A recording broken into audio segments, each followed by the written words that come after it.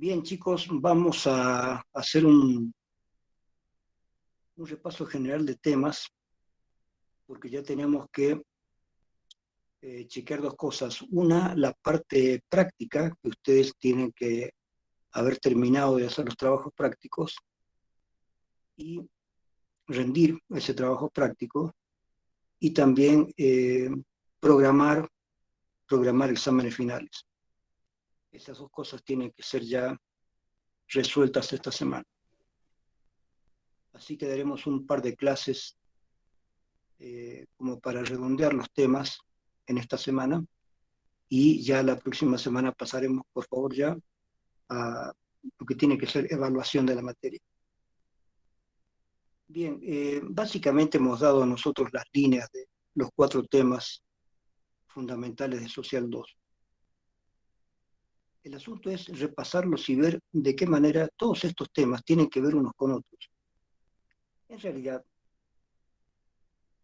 si somos sinceros, todo tiene que ver con todo, ¿no es cierto? Pero como el razonamiento humano no puede comprender las cosas sin clasificarlas, sin separar las cosas, entonces separamos, ¿no es cierto? Esto es ciencia, esto es arte, esto es filosofía, etcétera, etcétera. Hay una primera separación de sectores del saber o del hacer. Y dentro de esos sectores hay subdivisiones también. No es suficiente con decir arte, hay que decir si estamos chequeando pintura, música, escultura, ¿cierto? ¿De qué estamos hablando? También con respecto a la ciencia, ciencias físicas, ciencias matemáticas, ciencias humanas, ciencias sociales, y dentro de estas ciencias sociales, la psicología social, la sociología, la economía, la política. Entonces clasificamos todo lo que podemos hacer y lo que podemos pensar. Sin embargo, les repito una vez más, de vez en cuando hay que hacer el ejercicio de ir tomando en cuenta las clasificaciones y de pronto soltar, ya no clasificar, tomar en cuenta toda la realidad humana, toda la realidad social, toda la realidad que nos rodea, todo lo que nosotros vemos, lo que descubrimos, lo que producimos, lo que hacemos. De vez en cuando hay que buscar, como una meditación del budismo zen, una experiencia de totalidad. Estas experiencias son interesantes, por lo menos hechas muy de vez en cuando y de manera muy sencilla, digamos, ¿no? No es cuestión de pensarlo todo, sino de mirarlo todo, tener una visión de totalidad. Entonces acá, por lo menos tendremos una visión de los 4 temas que hemos dado para Social 2, y veremos a través de esos 4 temas cuántas cosas se pueden abarcar.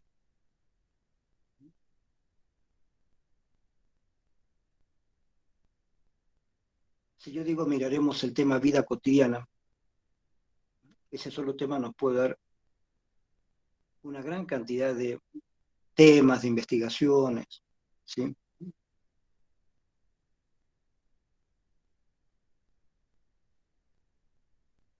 Ya les he advertido que estos temas eran de preferencia temas europeos, aunque los europeos se están volviendo norteamericanos en su afán de medir.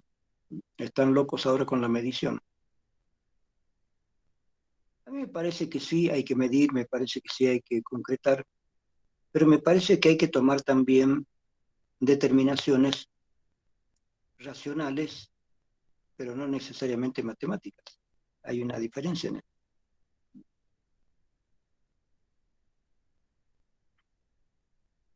Se puede racionalizar sin matematizar, ¿no es cierto? Cualquier cosa es matematizable, en realidad. La pregunta es si vale la pena que sea matematizable. ¿Vale la pena medir el afecto? Tal vez sí, tal vez no. ¿Vale la pena medir el patriotismo? Sí, hay medidas para todo. Todo se puede medir. ¿Cuál es la medida del patriotismo? podemos llegar a ver que una persona tiene una medida de 1 a 100, hay personas que tienen 90 de patriotismo, otros tienen 40, otros tienen 1.5, ¿cierto?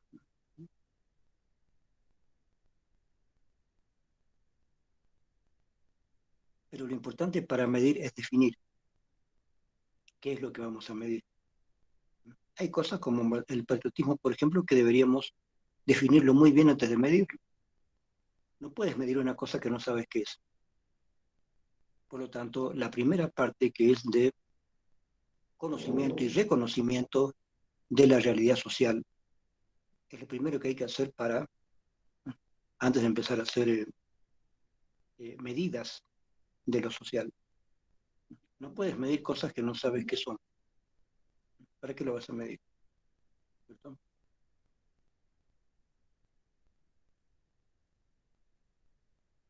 Queremos medir el grado de amor que una persona tiene por otra. Definamos primero de qué amor estamos hablando.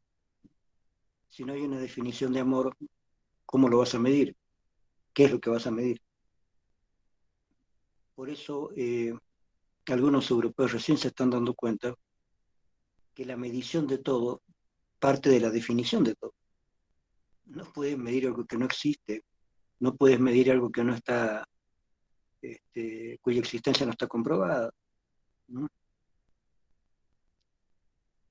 No es que todo tenga fórmulas.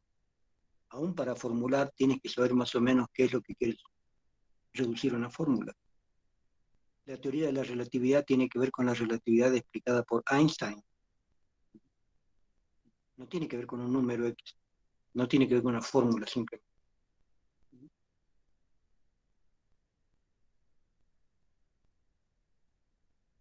Entonces tienes que entender qué significa la relatividad, al mismo tiempo que entender cómo eso se expresa en fórmulas matemáticas. Por lo tanto, repasemos un poco estos temas en los cuales yo he dividido la psicología social 2. Empecemos con el tema de vida cotidiana. Ya les he mostrado que la vida cotidiana puede ser algo mucho más complejo de lo que parece con su sola enunciación.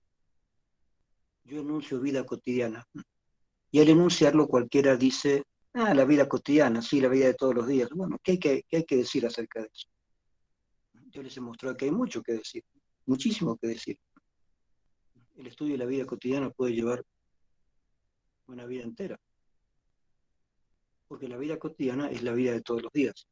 Entonces, todo lo que sucede es importante, todo, todo.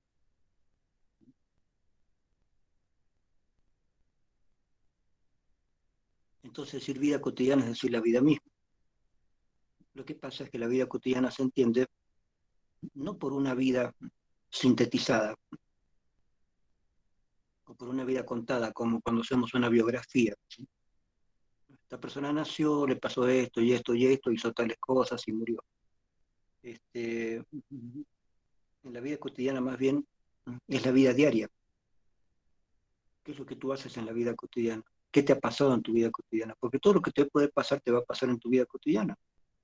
No hay una extra vida. En esta vida que vivimos, en la vida cotidiana que vivimos, nos pasa todo. Todo lo que nos puede pasar, todo lo que podemos hacer, todo lo que podemos aprender, todo lo que podemos enseñar, todo esto es la vida cotidiana.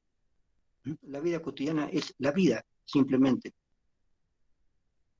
La dividimos en días y decimos vida cotidiana, para decir la vida de todos los días.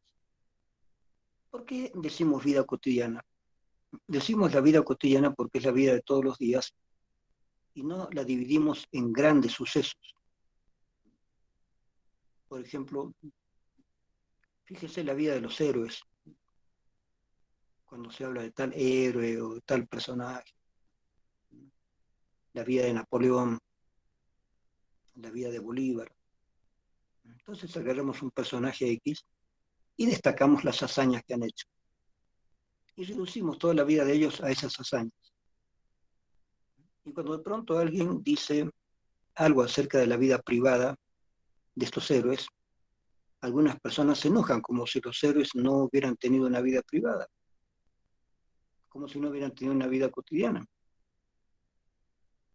San Martín, el mayor héroe histórico argentino, dejó la política en un momento determinado. Había quedado viuda, se fue con su hija pequeña a Europa y no volvió más a la Argentina. No volvió más porque la Argentina se vio envuelta a partir de ahí en luchas internas y San Martín no quiso meterse en eso. Él colaboró para vencer a los españoles, los venció en Chile, los venció en Perú y preparó ese ejército también para juntarse con el de Bolívar y vencerlos en el Alto Perú. Mientras tanto, antes colaboró en el norte también, en el norte argentino.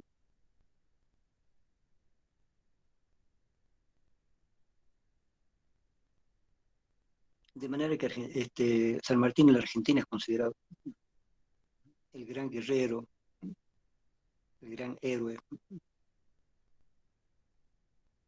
Y fíjense qué interesante. Es un héroe argentino que, sin embargo, no le gustó la lucha que se estaba haciendo en el norte argentino porque eran gauchos y no tenían disciplina. Él era militar de carrera. Él hizo carrera del ejército en España, justamente. Y en España ascendió a coronel. Y ascendió a coronel por haber luchado bravamente contra Napoleón cuando Napoleón invadió España. Entonces, he aquí un militar que se forma desde niño en España. Sus padres lo mandan a España a la carrera militar cuando todavía era un niño. Se forma militarmente en España, hace carrera militar en España, defiende a España contra Francia, pero después, siendo ya coronel, se va a Inglaterra. En Inglaterra se junta con otros políticos y de ahí se viene a América, se viene al Río de la Plata, a la Argentina, para combatir a los españoles desde ahí. Es decir, él conocía todas las estrategias militares de los españoles porque él era, en la práctica, él era un coronel español. En la práctica era un coronel español. Estuvo en España toda su vida, estuvo en el ejército español toda su vida, luchó por el ejército español contra Napoleón, que invadió España, sale de ahí como coronel del ejército español, se va a Inglaterra, ahí se conecta con la masonería y viene a cumplir un trabajo en Sudamérica, se va a Buenos Aires, de ahí va al norte, a las luchas que tenían en el norte argentino contra los españoles. Él entiende que ahí hay gauchos que no entienden sus estrategias muy pensadas como coronel. Y se va a Mendoza, lugar donde yo nací, donde se lo venera a San Martín, y allí prepara un ejército para ir a Chile. Cruza Chile. No cruza por un solo lugar, divide el ejército en 4 partes y cruza Chile por 4 lugares y los españoles que estaban en Chile no saben por cuál de los lugares va a llegar él. Entonces divide al ejército español y cuando llegue por donde llegue, él estaba seguro que los iba a derrotar, los derrota. Entonces vence a los españoles en Chile, libera Chile. De ahí, con el ejército chileno y con O'Higgins, que era el que mandaba, hace una campaña para liberar el Perú, lo que en aquel tiempo era el Bajo Perú. Bolivia no existía como Bolivia todavía, sino como el Alto Perú. Entonces, en el Bajo Perú, San Martín dispone una flota marítima. Nadie sabe cuándo y dónde aprendió tanto sobre guerra marítima. Prepara una guerra marítima y una guerra por tierra, una guerra terrestre. Gana y libera el Perú. Y de ahí le quedaba el Alto Perú, que hoy es Bolivia. viene hasta el Alto Perú. Ahí se encuentra con Bolívar acá, pero se encuentran en Guayaquil, en Ecuador, y ahí Bolívar como que se impone como que él es el que quiere mandar todo. Y San Martín que está cansado porque el gobierno argentino era un gobierno bastante miope, bastante estúpido, que pretendían que San Martín se limite solamente a liberar la Argentina, ese territorio del Río de la Plata. Mientras que San Martín quería que se dieran cuenta que no, que lo que tenían que hacer era sacar a los españoles de toda la parte sur. Sí, sacarlos de la Argentina, pero sacarlos también de Chile, sacarlos también del Bajo Perú y del Alto Perú, si no, tarde o temprano iban a hacerse fuertes ahí. Y tenía razón, eso es lo que había que hacer. Pero para no chocar con Bolívar, prefiere dejarle a Bolívar todo. Dice, está bien, usted termine la misión. Y le deja sus tropas, le deja todo. Se vuelve solo a la Argentina y de ahí se va a Francia. Y ahí termina toda su campaña. Chao. Ahí termina también la campaña de Bolívar, porque finalmente Bolívar lo manda a Sucre a que termine la campaña y Sucre lo manda a un general boliviano para que termine la campaña. Terminan con los españoles, aquí en lo que era el Alto Perú. Se libera el Alto Perú, ya no hay españoles, se acabó la dominación española en Sudamérica. Bolívar se vuelve, Sucre se queda, preside toda una primera parte de lo que se va a llamar después Bolivia.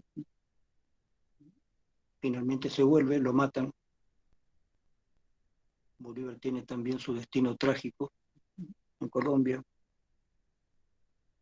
Y, y San Martín, mientras tanto, ya se había ido a Francia con su hija y se queda allí el resto de su vida.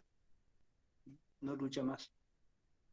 No quiere meterse, no quiere volver a la Argentina. Una vez intenta volver, pero se arrepiente y no vuelve. Porque la Argentina empieza con luchas internas, que también las hubo en Bolivia. Entonces, los países sudamericanos se liberan de España, pero después empiezan las luchas internas entre las distintas facciones que hay. Y esas luchas civiles internas es en lo que no quería meterse San Martín. Hubo luchas internas en lo que fue la Argentina, Chile, Perú, en todas partes hubieron luchas internas. Así que ahí terminó toda la misión de San Martín. Ahora bien, ¿qué significa San Martín para los argentinos? Todavía, todavía es un héroe, el héroe máximo. ¿Sí?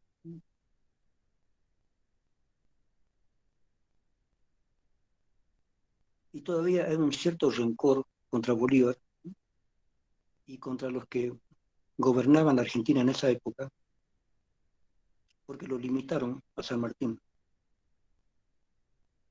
Ahora, yo entiendo que San Martín estaba un poco enfermo, cansado, y él mismo dejó todo esto.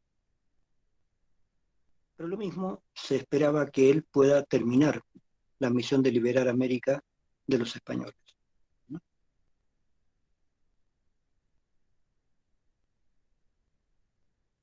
Pero nadie le puede negar que al eliminar a los españoles en Chile y en Perú, quedándole el Alto Perú, eh, permitió que ya los españoles no avancen más sobre la Argentina. Así que liberó de los españoles a la Argentina, a Chile y a Perú. Le quedaba lo que después iba a ser Bolivia, el Alto Perú. Eso lo terminó de hacer Bolívar con Sucre. Y ahí terminó la gran fase de la independencia sudamericana. Porque mientras tanto Bolívar ya había eliminado a los españoles en lo que iba a ser Colombia y Venezuela. Entonces Colombia, Venezuela, Ecuador, lo que después fue Bolivia, el Alto Perú, el Bajo Perú, Chile, Argentina, todos esos países fueron liberados de los españoles. Y San Martín, Bolívar y Sucre fueron los grandes líderes militares que lograron todo esto. Con la salvedad de que, salvo San Martín, Bolívar no tenía formación militar. Y Sucre creo que no tenía una formación militar como la que tuvo San Martín. Además, no nos olvidemos, San Martín tuvo formación militar nada menos que en España. Así que yo a veces he pensado, ¿cómo piensan los españoles de San Martín?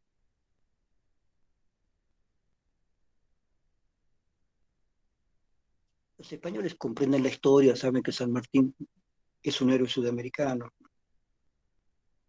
Pero fíjense, ¿por qué San Martín podía luchar contra los españoles? Porque él fue formado en España, sabía cómo se movían todos los ejércitos españoles, porque él había sido parte importante del ejército español. Empezó casi de niño su formación militar. Y a sus casi 30 años, teniendo una formación, o sea, el último grado que le faltaba era el grado de general. Ya fue coronel de todas las fuerzas españolas. Era un español luchando por España, en último caso. Pero cuando sabe que hay todos estos aprontes para la independencia de los pueblos latinoamericanos, quieren independizarse de España, él recuerda que él nació en un país llamado la Argentina, en un lugar llamado el Río de la Plata, y se vuelve para luchar por América, ya no por España. Luchó por España contra los franceses, pero después luchó contra los españoles por América, por Sudamérica. Así que la vida de San Martín ha sido muy interesante, ejemplar en muchos sentidos, complicada. Por ejemplo, una complicación, como les digo, es que hizo una guerra marítima cuando fue a tomar Perú, lo que era el Bajo Perú, lo hizo por mar y por tierra, y él mismo planificó todo. Y todavía se preguntan cuándo y cómo fue que él aprendió tanto sobre guerra marítima. Entonces era un hombre excepcional en ese sentido, sabía todo lo que había que saber a nivel militar.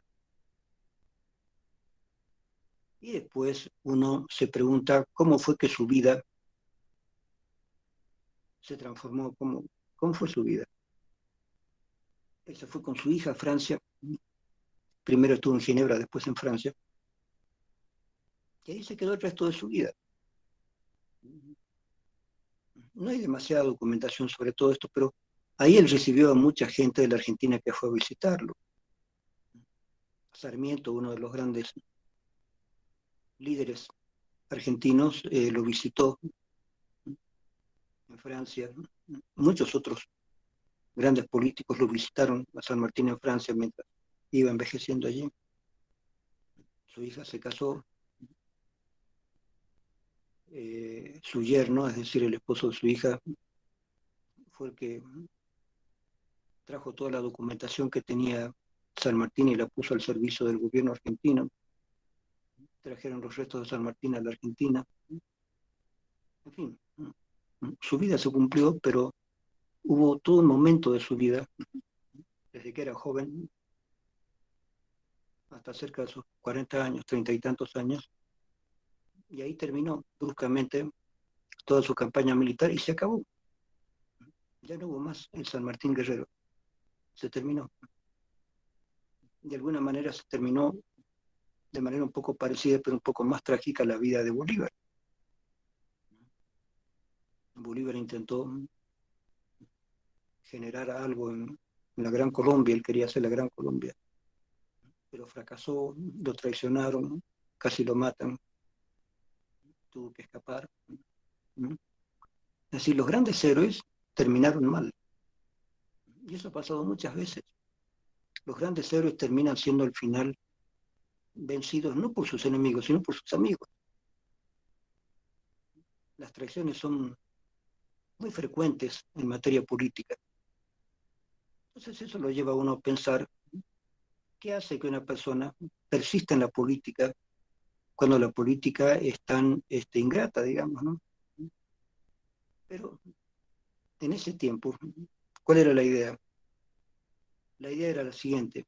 La idea era que la América española, lo que hoy llamamos Hispanoamérica, que era Hispanoamérica, o ahora llamamos Latinoamérica, eh, como los españoles conquistaron toda esta parte desde el sur hasta parte de Norteamérica, los españoles impusieron su forma de ser, impusieron las normas de su gobierno, y esto fue trágico porque la Iglesia Católica estaba muy metida con el gobierno español.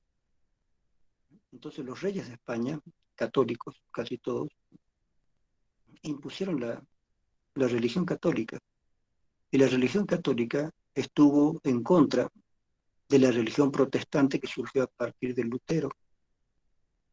Pero resulta que los protestantes, o los calvinistas, etcétera, etcétera, toda esta gente que hizo una variante del cristianismo y se opuso al catolicismo, esa gente avanzó, no totalmente, pero avanzó un poco más en lo que es la ciencia, la técnica, la cultura en general, mientras que las zonas católicas se quedaron atadas a ciertos preceptos medievales. Por lo tanto, los intelectuales sudamericanos se dieron cuenta en aquel entonces que estar bajo el poder de España, bajo el gobierno de España, hacía que los países sudamericanos no pudieran avanzar culturalmente ni políticamente. Por eso hubo todo este armazón de la liberación latinoamericana, iberoamericana, fue complejo y era necesario. Ellos querían unirse a la Europa simbolizada por Francia o Inglaterra, es decir, países que culturalmente habían avanzado mucho más. Se vio que con la Revolución Francesa por un lado y las revoluciones políticas en Inglaterra, Inglaterra y Francia habían avanzado más políticamente, intelectualmente, artísticamente, mientras que España se había quedado todavía un poco medieval. Entonces, este era uno de los motivos por los cuales, de los muchos, por los cuales la gente sudamericana hizo una guerra contra España. Querían sacarse encima a los españoles y más bien ponerse en contacto con Francia y con Inglaterra, especialmente con los liberales, que tenía que ver aparentemente con la secta masónica. Los masones estaban metidos en todo esto. No vamos a explicar toda la historia de los masones, eso lo pueden buscar ustedes en internet. A lo que voy con todo esto es que esta historia es parte de nuestra historia latinoamericana y eso es parte con lo cual vivimos, ¿no es cierto? Todo lo que pasó a partir de ahí, todo lo bueno y lo malo que hubo con todo eso, es parte de la historia de los países en los cuales vivimos. Parte de la historia de la Argentina, de Bolivia, de Perú, de Ecuador, parte de la historia de Colombia, Venezuela, México. Toda esa historia depende de esta parte que yo les cuento, de la aparición de la necesidad de los pueblos sudamericanos y en general latinoamericanos, como decimos hoy, en sacudirse de España, porque España se convirtió en un reino medieval y que no, la gente por estar bajo las órdenes de los españoles no podían realmente avanzar en literatura, ni en ciencias, ni en nada. Los españoles se quedaron muy fijos en la Edad Media, con una iglesia católica muy absurda, muy cerrada. Así que esos fueron los ingredientes que prepararon toda esta revolución. Fue una revolución también contra la iglesia. Eso hay que tenerlo claro para saber por qué se juzga a los héroes de una manera o de otra. Con el tiempo, obviamente, la iglesia trató de no perder su poder en Latinoamérica, pero tuvo que ceder varios espacios y esa lucha entre liberales y católicos siguió a lo largo de todo el siglo XX incluso, pero, pero de alguna manera se introdujo en América Latina las ideas progresistas de aquel entonces de Inglaterra y de Francia. De manera que la cultura francesa y la cultura inglesa penetraron en Latinoamérica. Vean ustedes, vean ustedes la importancia que tuvo para todos los intelectuales latinoamericanos durante mucho tiempo la literatura inglesa y la literatura francesa. Hasta el siglo XX, hasta casi los años 60, 1960, estábamos en Latinoamérica muy influidos por la literatura de Inglaterra y la literatura francesa, en general por la literatura europea. Incluso los norteamericanos estaban muy influidos. Es recién en la década del 60, 1960 en adelante, que varios escritores latinoamericanos, siguiendo el ejemplo de Borges, de Sábato, de Cortázar, de varios escritores argentinos que fueron los líderes, digamos, de hacer una literatura liberada de los marcos de la literatura española, fue a partir de ahí recién que hay una nueva literatura latinoamericana. Y eso por fin ha sido un rasgo cultural muy interesante, propio de Latinoamérica. Lo otro ya son otras variedades que yo diría que fracasaron un poco, la Revolución Cubana, la izquierda latinoamericana que todavía sigue, pero ya no con la misma fuerza ni la misma propuesta original de antes. Pero bueno, Latinoamérica ha tratado de liberarse, así como nos liberamos en alguna época de España, aceptando a Inglaterra y Francia. Después hubo el intento de liberarse culturalmente de Francia y de Inglaterra, en literatura, y viene después el intento de liberarse políticamente de Estados Unidos, lo cual nunca se ha logrado del todo, que yo sepa. Y bueno, hay un transcurso. Todo esto que pasó, que yo les cuento, ustedes lo están viviendo, aunque no se den cuenta. La vida cotidiana de ustedes, a partir de que ustedes han entrado en la universidad, tiene que ver con toda esta historia que yo les cuento. Porque la existencia de la universidad, de las materias que ustedes estudian, de la forma en que estudian, de los conceptos que estudian, tiene que ver con esta historia que yo les digo. Ustedes están estudiando, aunque no lo sepan, la historia europea. ¿Sí? No solamente la historia yanqui o la influencia yanqui. Se está viviendo, Latinoamérica vive todavía de toda la influencia europea. Tenemos el idioma español, de acuerdo, que no debería llamarse español. Algún profesor nos enseñó, cuando yo vivía en la Argentina, que había que decir que nuestro idioma era el castellano, no el español, porque es el español de Castilla. Castilla la Vieja, Castilla la Nueva, las dos Castillas. El idioma que nosotros tenemos es el castellano, ¿no? El idioma que se hablaba principalmente en Castilla. ¿Por qué? Porque los reyes de Castilla y Aragón fueron los que dominaron España en el 1492. Estos reyes dominaron toda España, los reyes de Castilla y Aragón, e impusieron el castellano, porque era el idioma de ellos, el idioma de Castilla y Aragón. Siendo que en aquel entonces el gallego, el catalán, el vascuence, o sea, hay muchos idiomas que se hablan en España, y ninguno de ellos era un idioma privilegiado, digamos, como si fuera el único, ¿no es cierto? Pero el castellano se hizo único porque los reyes de Castilla y Aragón fueron los más fuertes y dominaron toda España. En 1492, los reyes de Castilla y Aragón, ¿sí?, se hicieron fuertes y dominaron España. Sacaron a los judíos y a los árabes de España. Lograron con Colón el descubrimiento de América, como ellos le llamaron. Entonces esos reyes fueron los más afortunados, digamos, porque ampliaron su poder tremendamente. Fue un poder lingüístico, un poder geográfico, porque ellos fueron los que aprovecharon lo que se llamó el descubrimiento de América, y también lingüístico étnico, digamos. Votaron a los árabes y a los judíos, lo cual fue, desde mi punto de vista, un error táctico bastante grande, porque los árabes y los judíos sabían tener industrias en España que después los mismos españoles no sabían cómo hacer.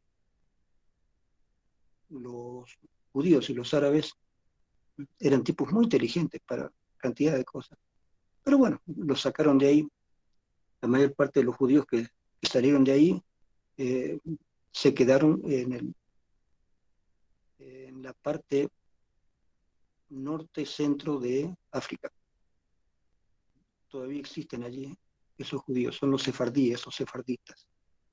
Esos sefardíes o sefarditas, que eran judíos españoles, todavía hoy hablan en un español antiguo, el español que había cuando ellos se fueron, el español casi medieval, ¿no es cierto?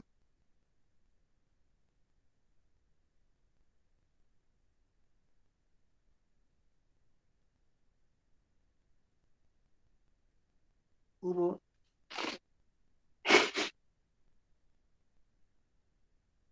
hubo una evolución del idioma para que termine en el idioma que ahora tenemos. El idioma español original no era el que tenemos ahora, era el castellano, pero un castellano antiguo que todavía tenía trazas de otros idiomas unidos. Durante mucho tiempo nos han quedado palabras árabes, palabras hebreas.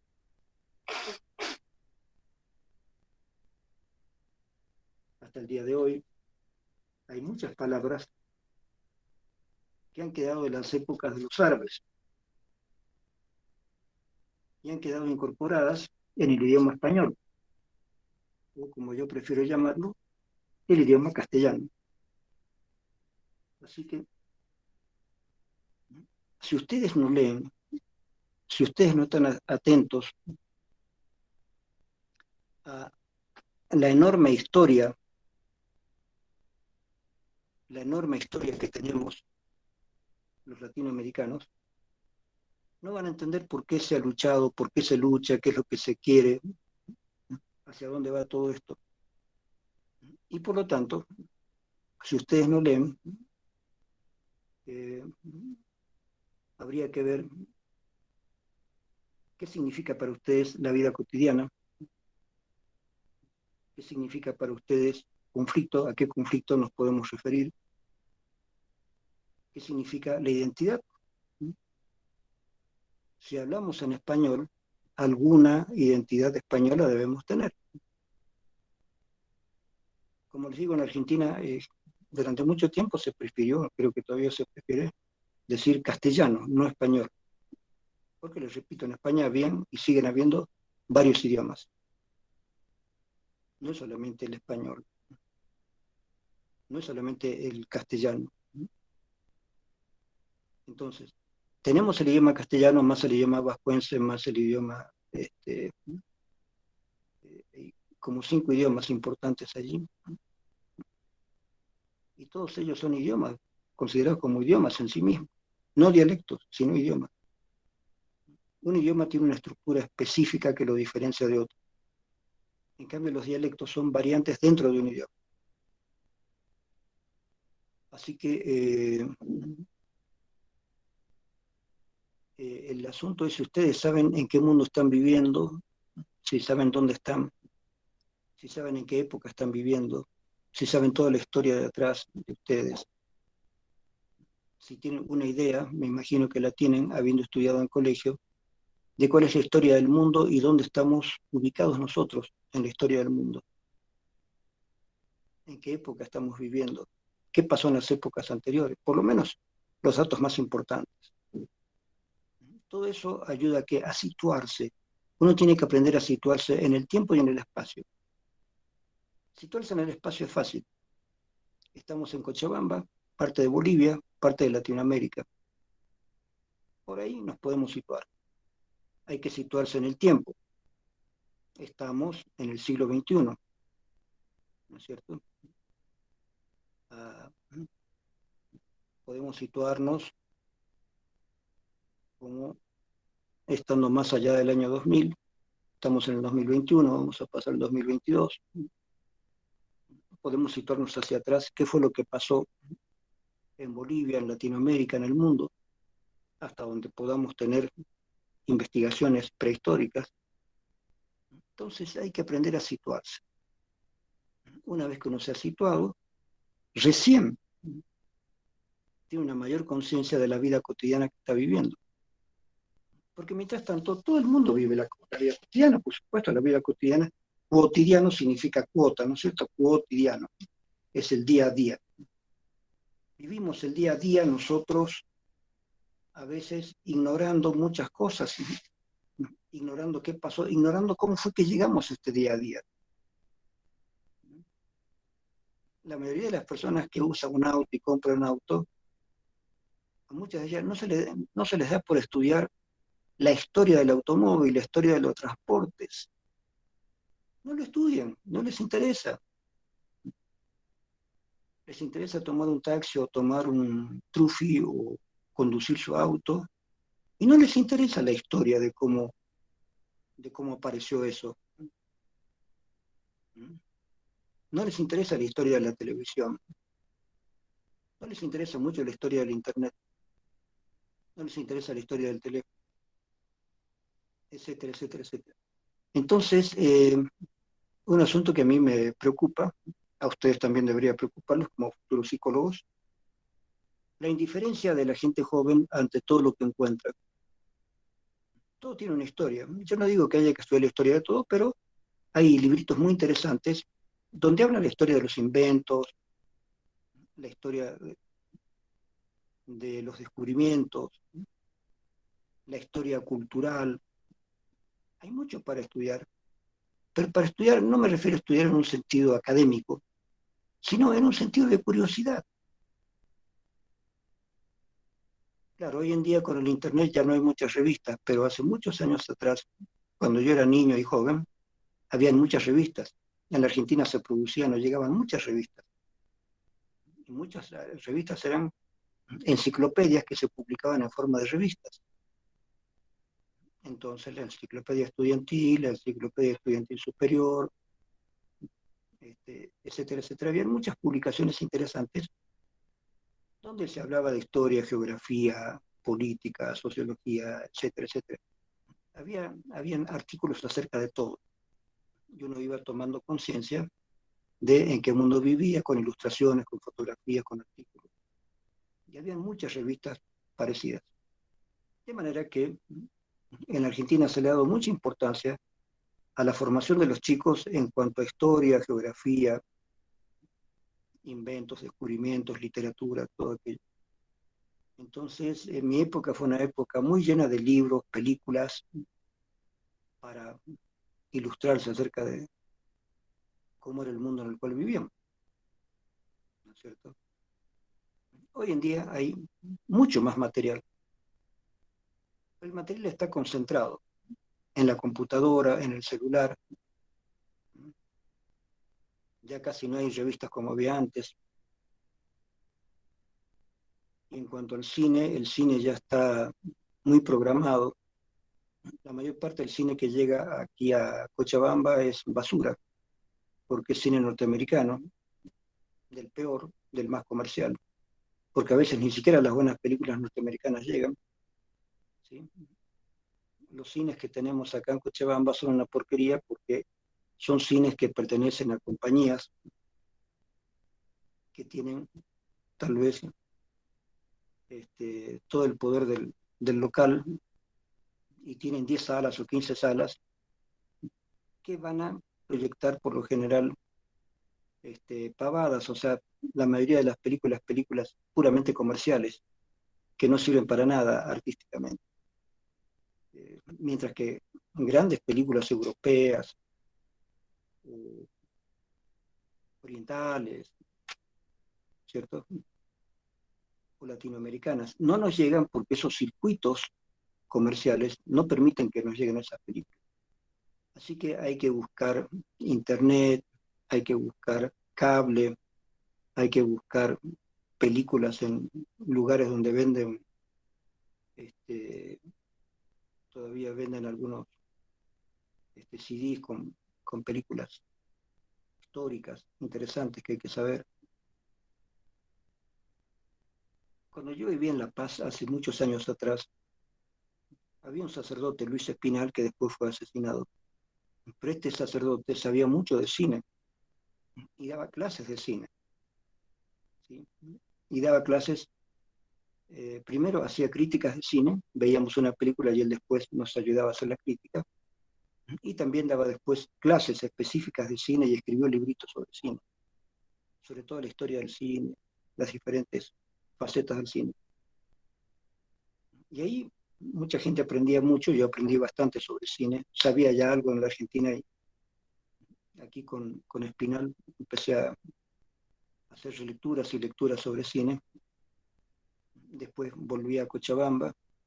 En Cochabamba con otro amigo que tenía un programa de radio hicimos programas sobre cine, hicimos crítica de cine de las películas que llegaban a Cochabamba, alcanzamos a dar algunas conferencias sobre cine, algunas pequeñas clases sobre cine en colegios.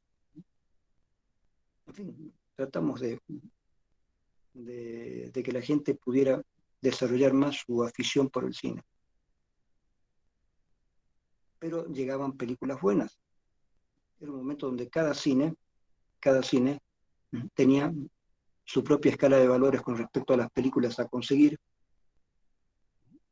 Eran cines interesantes para la época, algunos eran muy buenos y traían películas muy buenas. Todo eso se perdió, se terminó. Para ver películas buenas ahora, como les digo, hay que recurrir al internet, o hay que recurrir a cable, o hay que ir a comprarse películas de algún modo. Así que se terminó una época muy linda. No voy a estar como los viejos que dicen mi época fue mejor. Hoy en día hay muchas más posibilidades, pero al mismo tiempo es un poco más difícil ubicarse en todas esas posibilidades. Ahora bien, ¿por qué vamos a esto? Por lo siguiente, les repito, lo cultural tiene muchísima importancia en la vida cotidiana. ¿Sí? Les repito por última vez, la vida cotidiana no es aburrida. Cuando uno dice la vida cotidiana, la gente dice, la vida cotidiana, la vida de todos los días. Y lo dice como si esto fuera un aburrimiento, la misma vida de todos los días. No, si tu vida es monótona, es problema tuyo, no es problema de la vida. La vida no es monótona. Ya hemos visto en las clases anteriores que muchísimas cosas ocurren en la única vida que tienes, que es la vida cotidiana. Claro. La pandemia que nos agobia actualmente, lamentablemente es parte de la vida cotidiana, se ha hecho ahora parte de la vida cotidiana. ¿No es cierto? Si hubiera sido algo que duró 3 meses ya lo hubiéramos olvidado. Pero no, ahora ya se ha vuelto parte de la vida cotidiana y no sabemos cuánto tiempo más habrá que soportar esta cuestión. ¿Y cómo hacemos para salir de una vez de todo esto? Y ahí dependemos de los científicos, tecnólogos, etcétera, etcétera. Así que todo lo que nos pasa es importante, todo.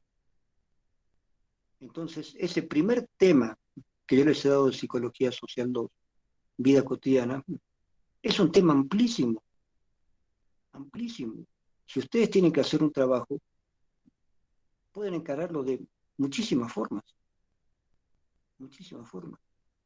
¿Cómo era la vida cotidiana de sus papás cuando tenían la edad de ustedes? ¿Cómo era la vida cotidiana de sus abuelos cuando tenían la edad de ustedes? ¿Sí? ¿Cómo pensaban sus abuelos en los años 50, 60, 70, 80? ¿Cómo fue la vida cotidiana en esas épocas? Yo les puedo contar, porque ya soy suficientemente viejo como para contarles toda una película de mi propia vida. Ya tengo 75 años, han pasado muchas cosas. Y sus papás también, sus abuelos también les pueden contar parte de sus vidas. Eh, y todo eso es valioso, todo eso es valioso. La vida de cualquier persona es valiosa, todas las vidas son valiosas.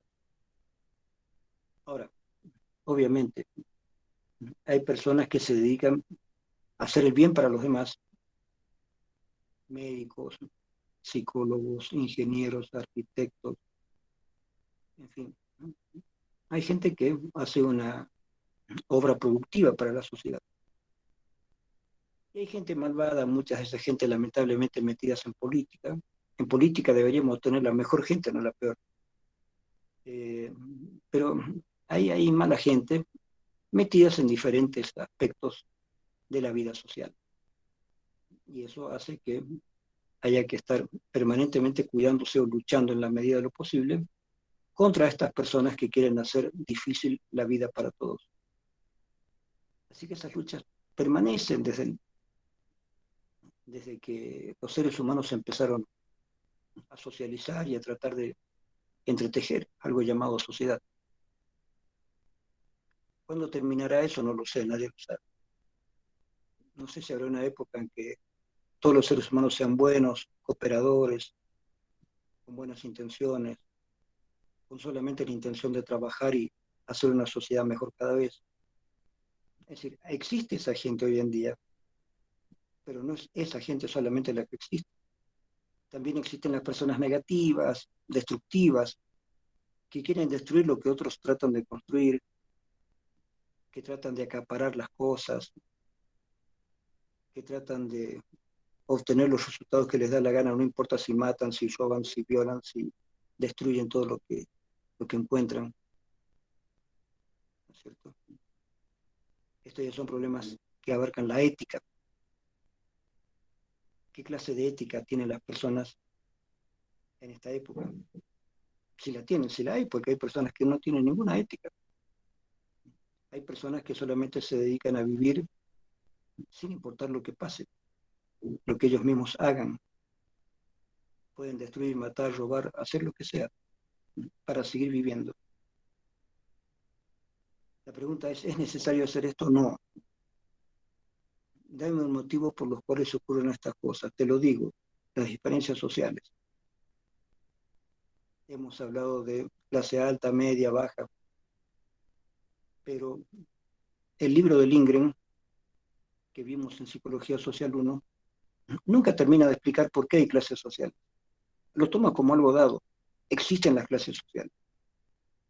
¿Sí? La importancia de Carlos Marx fue que él trató de explicar por qué hay clases sociales, cómo se forma esto. Y la parte que él creyó, pero que lamentablemente al final hasta ahora ha fracasado, es cómo se podría superar este tipo de sociedad clasista para que ellos no hayan clases sociales nunca más. Que no haya clase alta, media ni baja, sino que haya una clase social única de personas que se ayudan unas a otras y para que todos avancen más o menos al mismo paso, más o menos con el mismo ritmo, más o menos con las mismas posibilidades. Todavía se piensa en una sociedad más justa de esa manera. Pero mientras tanto ha habido mucho dolor, muchas injusticias, muchas guerras, muchas revoluciones. No hemos llegado todavía a una sociedad perfecta, ni mucho menos. Pero dentro de las imperfecciones hemos avanzado mucho en tecnología, en ciencia. Hemos desarrollado, no diría avanzado porque este es un término discutible, pero hemos desarrollado mucho en literatura, en arte, en espectáculos. Hemos desarrollado mucho también. Toda la, todo el arte desarrollado por las diferentes culturas y desarrollado también, especialmente en Occidente, desde la pintura, la música, la poesía, la literatura, hasta, hasta el arte actual a través de los medios actuales, cine, televisión, internet, etcétera, etcétera. Se ha avanzado mucho, se ha desarrollado mucho. Eh, ¿Qué más nos queda? No sé qué más nos queda, pero sé que hemos desarrollado bastantes cosas. Por lo tanto, la vida cotidiana nuestra, hoy en día, en términos generales, es muchísimo más rica que la vida cotidiana de hace 500 años atrás, 1000 años atrás, 5000 años atrás.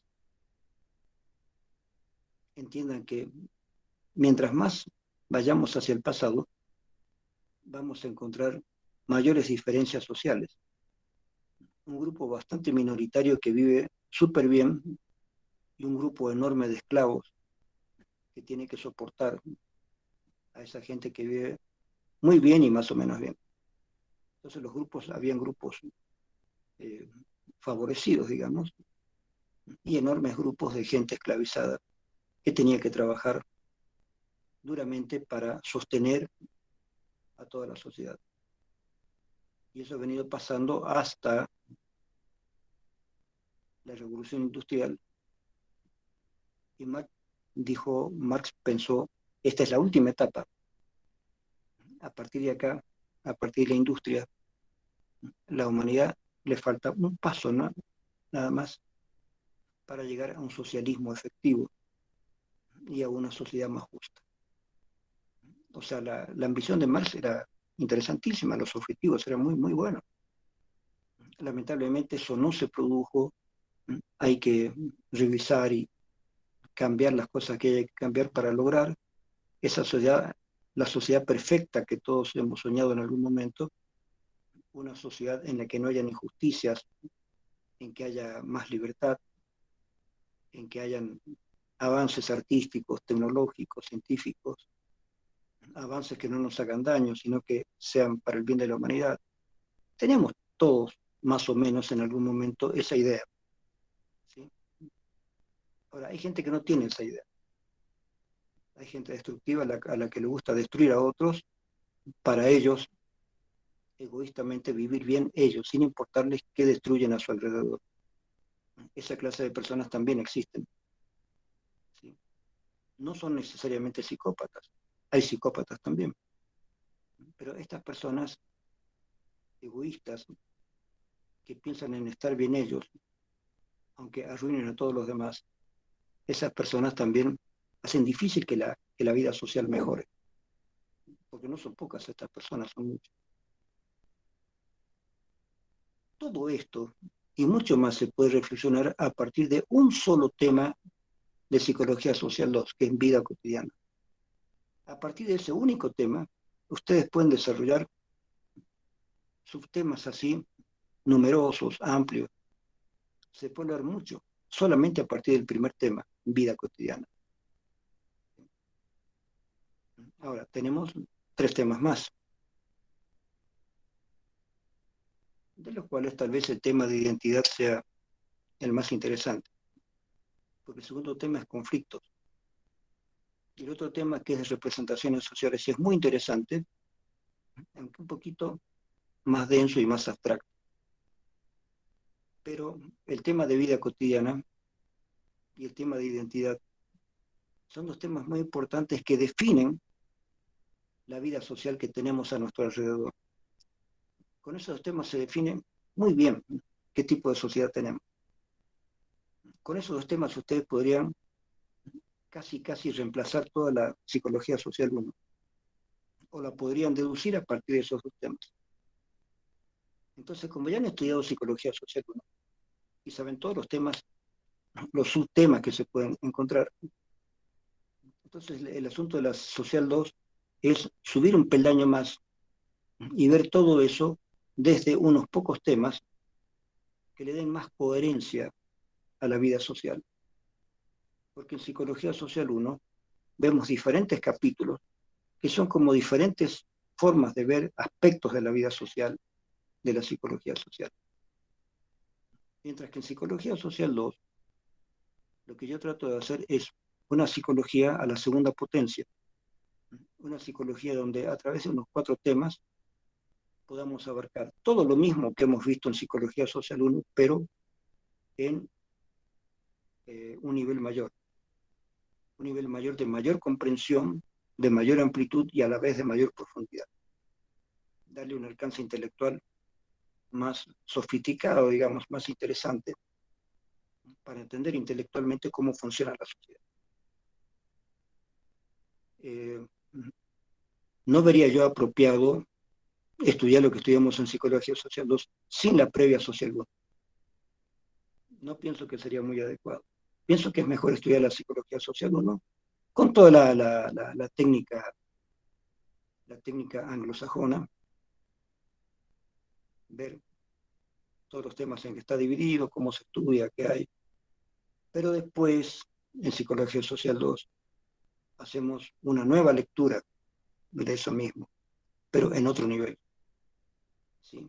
Con 4 o 5 temas tenemos que abarcar todos los temas anteriores, pero estudiarlos mejor, analizar mejor, darles una posición a veces un poquito más abstracta a todos esos temas, que permite un mayor análisis. ¿No es cierto?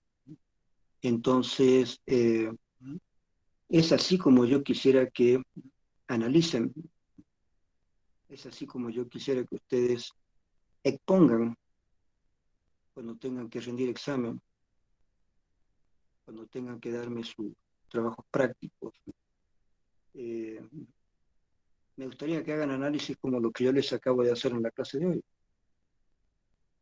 Al fin y al cabo, ustedes saben, yo ya se los he dicho, desde Feno hasta ahora,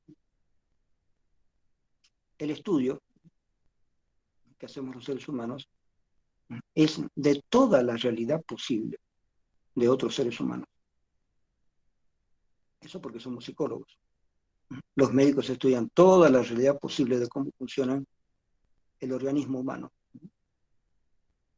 Y aquellos que se dedican a la biología o a la zoología estudian al resto de los seres vivientes para ver cómo funciona la vida. Y después están los que se dedican a cuestiones más específicas todavía, como la biología, la física, la química, para ver cómo se constituye la materia y la naturaleza en la cual vivimos, gracias a la cual vivimos. Por esto, es obvio que hay que dividir en áreas el conocimiento,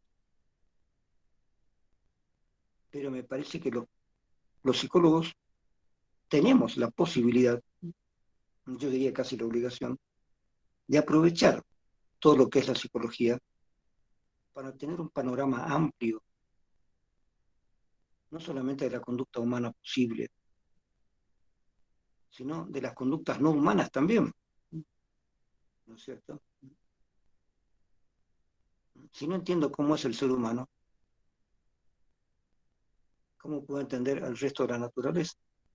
Tengo que por lo menos entender bien lo que me toca. Entonces, ya les dije que la psicología social para mí es parte de toda la ciencia social.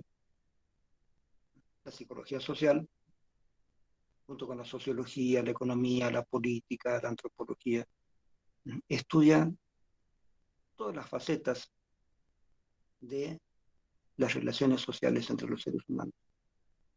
Y somos sociedad. Y la sociedad es más compleja cada vez, porque a pesar de las guerras que han habido, el mundo ha ido creciendo. La humanidad crece cada vez más. Antes con las guerras se trataba de eliminar gente para que haya comida para todos. La única forma de eliminar la pobreza, decían, era eliminar a los pobres, así que mandaban a los pobres especialmente a la guerra para que se maten unos a otros.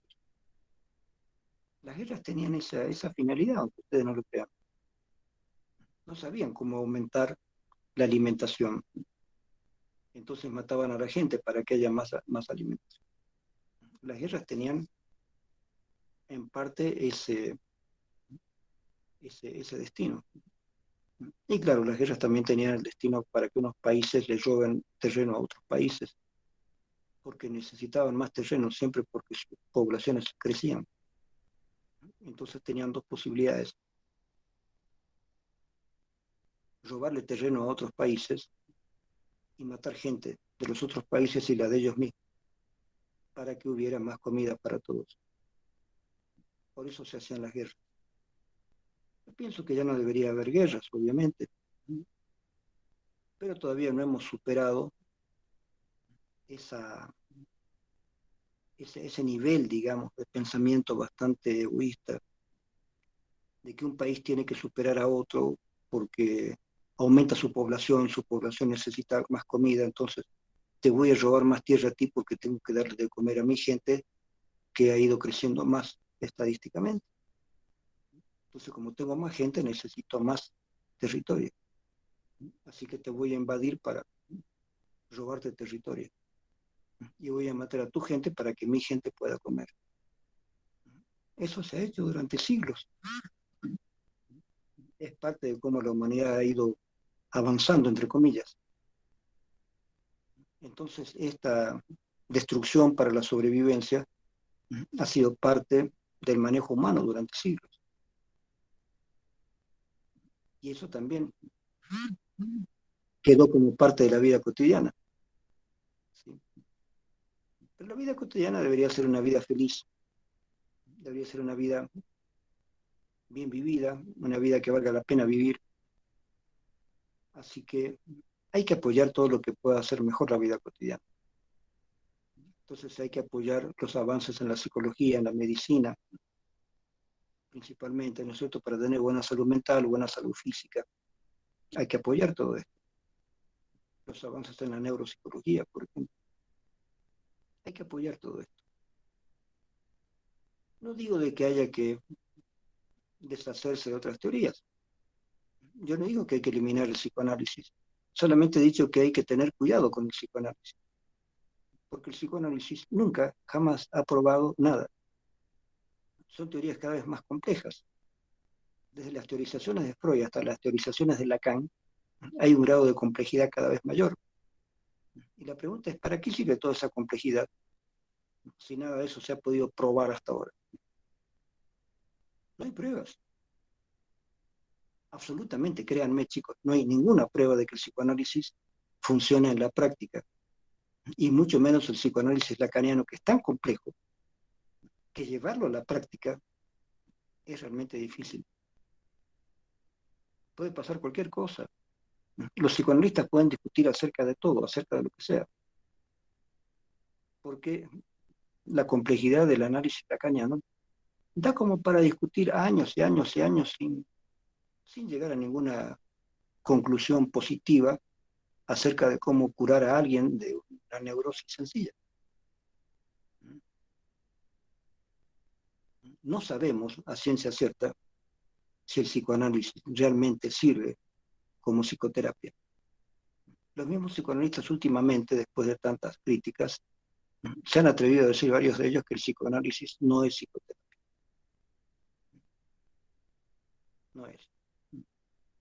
Finalmente el psicoanálisis sirve para que una persona llegue a analizarse a sí misma, a analizar lo que antes llamábamos el sentido de la vida. ¿Qué es la vida? ¿Para qué es la vida? ¿Para qué está viviendo? Entonces, en último caso, el psicoanálisis es como una filosofía puesta en práctica. Algunos psicoanalistas han llegado a comparar el psicoanálisis con el budismo zen, una escuela para entender cuál es el sentido de la vida y el sentido de tu vida dentro de esa vida. Vean, hasta eso se ha llegado. Ahora, que algunos aspectos del psicoanálisis pueden servir como terapia, yo creo que sí. Creo que sí. Depende de cómo lo hagas, depende de tu suerte. Pero hay que tratar de buscar psicoterapias que hayan sido pensadas como psicoterapia para determinadas cosas. Yo conocí un gran psiquiatra en Argentina, que era psiquiatra psicólogo, y que él me explicaba que hay diferentes teorías que sirven para cuestiones muy concretas. ¿Sí? Por ejemplo, el análisis de Viktor Frankl servía para la depresión. La mayor parte de las cuestiones depresivas se podían solucionar bastante bien con el análisis de Viktor Frankl. Otras cosas se podían solucionar con algunos avances del psicoanálisis kleiniano. Probablemente otras cosas se solucionan con el análisis lacaniano. Es decir, no hay una teoría que lo sepa todo y que lo obtenga todo. Eso no existe todavía. ¿Sí? Conductistas, psicoanalistas han tratado, cada cual por su parte, de elaborar una teoría que sirva para todo. Pueden haber teorías relativamente explicativas de muchas cosas, pero no tenemos la teoría absoluta, la teoría perfecta, todavía no existe eso. Así que hay que seguir buscando, seguir probando. Pero pienso que la psicología social puede ayudar mucho. Les repito una vez más, a veces con la psicología social se logran terapias colectivas, se logran cambios en un grupo o en una colectividad que de pronto mejora la así llamada salud mental de todo un grupo, de toda una población. La psicología social, bien utilizada, puede entonces solucionar problemas colectivos, en lugar del uno por uno clásico de la psicología clínica y especialmente del psicoanálisis, el uno por uno. Pero uno por uno necesitas un psicólogo por habitante, o sea, es una estupidez. Así que, bien, sigo pensando que la psicología social nos da un marco de referencia mucho más amplio y también, si uno lo quiere, más preciso para solucionar problemas. Listo, chicos, aquí terminamos con la clase de hoy. La próxima clase hacemos un último redondeo de temas y tenemos que pasar ya a la presentación práctica y prepararse también para los exámenes finales. Ya saben que cualquier consulta la hacen por escrito y Luis me pasa aquello para que yo les envíe una respuesta. Listo, chao chicos, gracias. Hasta luego.